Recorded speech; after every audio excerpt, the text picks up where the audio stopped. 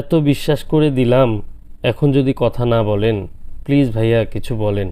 মূলত এই ফোনটি যিনি পাঠিয়েছেন উনি ফোনটি পাঠানোর আগে থেকেই হোয়াটসঅ্যাপে উনি আমার কন্ট্যাক্ট করেছিলেন, এমনকি এক পর্যায়ে উনি কুরিয়ার করে আমাকে জানান। আমি বলি যে পরশু দিন খোঁজ নেবেন। তো পরশু দিন বলতে আজকে খোঁজ নেওয়ার কথা। উনি যখন মেসেজ করলেন তখন আমি 2 মিনিট পর পর উনি মেসেজ করেছে, আপনারা টাইমটা দেখতে পারেন। কিন্তু আমি ওই সময় একটু বাইরে থাকায় ফোনে রেসপন্স করতে পারিনি বা মেসেজে রিপ্লাই দিতে পারিনি। উনি তো আসলে ভীষণ টেনশনে পড়ে গেছেন। আর এটাই বাস্তব যে একটি ফোন, এত দামি ফোন বা শখের ফোন বিশ্বাস করে কোথাও কুরিয়ার করলে সেই ফোনটি নিয়ে যদি কোনো ধরনের সন্দেহ তৈরি হয় তাহলে কিন্তু এর চেয়ে কষ্টের আর কিছু নেই। তো উনি যখন মেসেজ দিচ্ছিলেন আমি আসলে তখন বাইরে ছিলাম, যে কারণে মেসেজে রিপ্লাই করতে পারিনি। আর আমার ফোনে প্রচুর পরিমাণে ফোন আসে, মেসেজ আসে, প্রত্যেকের সাথে কিন্তু আমি কন্ট্যাক্ট করার চেষ্টা করি। মানে কেউ যদি আমাকে হোয়াটসঅ্যাপে বা সরাসরি ফোন দেন, সবার সাথে কিন্তু আমি অন্ততপক্ষে কথা বলার চেষ্টা করি বা যোগাযোগ করার চেষ্টা করি। হয়তো সেটি 5 মিনিট বা 10 মিনিট বা 1 ঘন্টা পরে, কিন্তু অনেক সময় অনেক ব্যস্ততার মাঝেও কিন্তু তাদের সঙ্গে আমি কমিউনিকেশন করি, যে বিষয়টি অনেকে জানেন না। তো আজকের যে ফোনটি, এই ফোনটি কুরিয়ারে যখন পাঠালেন, অনেক দূর থেকে ফোনটি পাঠিয়েছেন। তো এই ফোনটি পাঠানোর সময় কিন্তু উনি আসলে আমাকে জানিয়েছিলেন যে ফোনটি হঠাৎ করে ডেড হয়ে যায়। তো ফোনটির প্রবলেমটি, ডেড ইস্যু আপনারা দেখতেই পেলেন যে এই ফোনটি একদমই কোনো রেসপন্স নেই। আর ফোনটি একদম ইনটেক রয়েছে, ফোনটি ইতিপূর্বে কোথাও দেখানো হয়নি, কোনো কাজ করা হয়নি। আর এটি গ্লোবাল ভেরিয়েন্টের একটি ফোন। তো ফোনটিও খুবই সুন্দর, কালার থেকে শুরু করে সব কিছু ফ্রেশ রয়েছে।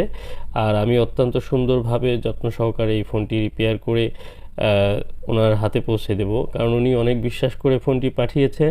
আর ওনার বিশ্বাসের মর্যাদা আমাকে রাখতে হবে। সবচেয়ে বড় কথা হলো যে এই যে আমাদের এই বিজনেসে, বিশেষ করে মোবাইলের রিপেয়ারিংয়ে যারা জড়িত আছেন, এই বিষয়টি আপনারা নিজেরাও জানেন যে মোবাইলের কাজগুলো যাকে দিয়ে বিশ্বাস করে মানুষ তাকে দিয়েই কিন্তু করায়। অন্য কাউকে কিন্তু এই ফোনগুলো দিতে চায় না, সে যে কাজই পারুক আর না পারুক, কারণ বিশ্বস্ত লোকের কাছেই ফোনগুলো, ডিভাইসগুলো কিন্তু রিপেয়ার করতে দেন। তো সেই জায়গা থেকে যেহেতু অনেকে আমার কাছে ফোন পাঠান, আমি চেষ্টা করি আমার সর্বোচ্চ দিয়ে আমি চেষ্টা করার। আর এই ফোনগুলো যেহেতু আমাকে না দেখে অনেক দূর থেকে শুধুমাত্র বিশ্বাস করে এই ফোনগুলো পাঠায়। আর একটি বিষয় যে আমি অসংখ্য 200 নয়, হাজারের উপরে ফোন আমি রিপেয়ার করেছি শুধুমাত্র কুরিয়ার সার্ভিসে যারা পাঠিয়েছেন তাদের ফোন। তো সেই ফোনগুলোর থেকে আপনাদের এইটুকু আশ্বস্ত করতে পারি যে কারোর সাথে আমার কোনো কমিউনিকেশনে গ্যাপ বা কেউ ফোন দিয়েছে, ফোন রেসপন্স করিনি, রিসিভ করিনি, এরকম হয়নি। আসলে কারো কোনো কমপ্লেন করার সুযোগ নেই। আর যারা কেউ যদি কোনো কমপ্লেনের সুযোগ থাকে, আমি তাকে বলবো সরাসরি আপনি আমার এই ইউটিউব চ্যানেলেও কিন্তু আপনারা কমেন্ট করে জানাতে পারেন। কারণ হচ্ছে এই বিষয়টি কিন্তু ওপেন একটি প্ল্যাটফর্ম, এই জায়গাটি আসলে কেউ চাইলেও কিন্তু এটিকে চেঞ্জ করতে পারে না সহজেই। কিন্তু আপনারা এই বিষয়গুলো অনুধাবন করতে পারবেন, যখন কমেন্টগুলো পড়বেন তখন বুঝতে পারবেন। আর যেহেতু আমি প্রচুর ফোন রিপেয়ার করেছি, বিশেষ করে আপনারা অনলাইনে যে কুরিয়ারের ভিডিওগুলো যেগুলো দেখতে পান আপনারা, এই ভিডিওর বাহিরে কিন্তু অনেক ফোন আমি রিপেয়ার করি, যেগুলো ভিডিওতে নিয়ে আসা সম্ভব হয় না, অনেক ভিডিও মিস হয়ে যায়, যে কারণে দেখা যায় ভিডিওগুলো দেওয়া হয় না। তো এই যে ভিডিওগুলো, এর বাহিরে অনেক কাজ করি। যদি আমার এই কাজগুলো নিয়ে কমপ্লেন থাকতো প্রচুর পরিমাণে, বা এই ফোনগুলোতেও যদি প্রচুর প্রবলেম হতো, তাহলে কিন্তু আমার এই ভিডিওগুলোর কমেন্টে কিন্তু প্রচুর পরিমাণে এই কমেন্টগুলো আপনারা পেতেন। সেক্ষেত্রে আমি মনে করি যারা এই ফোনগুলো ইউজ করছেন বা আমার কাছ থেকে সার্ভিস নিয়েছেন তারা অবশ্যই হ্যাপি। আর কারো কোনো কমপ্লেন থাকলে সেই বিষয়গুলো কিন্তু আমি আমার সর্বোচ্চ দিয়ে চেষ্টা করি। এই যে একটি ব্যাপার, এই জায়গা থেকেই কিন্তু মানুষের বিশ্বাসগুলো তৈরি হয়েছে। আর একের পর এক যারা আমার কাছ থেকে ফোন রিপেয়ার করেছেন তারা কিন্তু তার আশেপাশের আত্মীয় স্বজন, বন্ধুবান্ধব তাদেরকে সাজেস্ট করছেন আমার বিষয়টি। সেজন্য বলবো যে আপনারা নিশ্চিন্তে এই বিষয়গুলো বুঝতে পারবেন যে এই ফোনগুলো রিপেয়ার করার ক্ষেত্রে নিশ্চিন্তে আমার কাছে পাঠাতে পারেন। সেই সাথে আপনার চ্যানেলটি অবশ্যই সাবস্ক্রাইব করে রাখবেন, কারণ এই ধরনের সমস্যা কিন্তু অনেকেই পড়ছেন। অনেকেই এই বিষয়গুলো না জানার কারণে আপনার খুব নিকট আত্মীয়, কাছের লোকজন তারা কিন্তু অনেকেই বিপদে পড়ছেন। জাস্ট একটি ডিভাইস আসলে ঠিক হওয়ার মতো, এটি বারবার বলার কিছু নেই, যেহেতু আমি এই কাজগুলো করছি। আমার কাছে ফ্রেশ ফোনগুলো দেখেন, প্রত্যেকটি ফোনই কিন্তু আমি রিপেয়ার করেছি।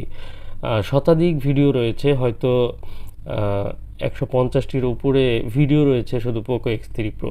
এই ফোনগুলো যেহেতু রিপেয়ার হচ্ছে সবগুলোই, সেহেতু ধরে নেওয়া যায় যে এই ফোনগুলো যদি রিপেয়ার না হয় তাহলে অবশ্যই কাজের ক্ষেত্রে প্রবলেম হচ্ছে, যে কারণে রিপেয়ার হচ্ছে না। তো এই জায়গা থেকে যদি আমরা একটু সতর্ক হই তাহলে ফোনগুলো ডিভাইসগুলো কিন্তু খারাপ হবে না, অবশ্যই প্রতিটি ফোনই ভালো হওয়ার সম্ভাবনা রয়েছে। তো যাই হোক, আমি র্যাম এবং প্রসেসর দুটি কিন্তু রিমুভ করে নিলাম। আর বিশেষ করে এই র্যাম প্রসেসর এগুলো রিমুভ করার ক্ষেত্রেই কিন্তু মেন প্রবলেমগুলো হয়ে যায়। মানে যখন আপনি এই র্যাম প্রসেসর রিমুভ করা হয় তখন অনেক ক্ষেত্রে দেখা যায় যে প্রসেসরটি খারাপ হয়ে যায়, র্যামটি খারাপ হয়ে যায়। খুব রিসেন্টলি আমি বেশ কয়েকটি ফোন পেয়েছি যেগুলোর অবস্থা খুবই খারাপ ছিল।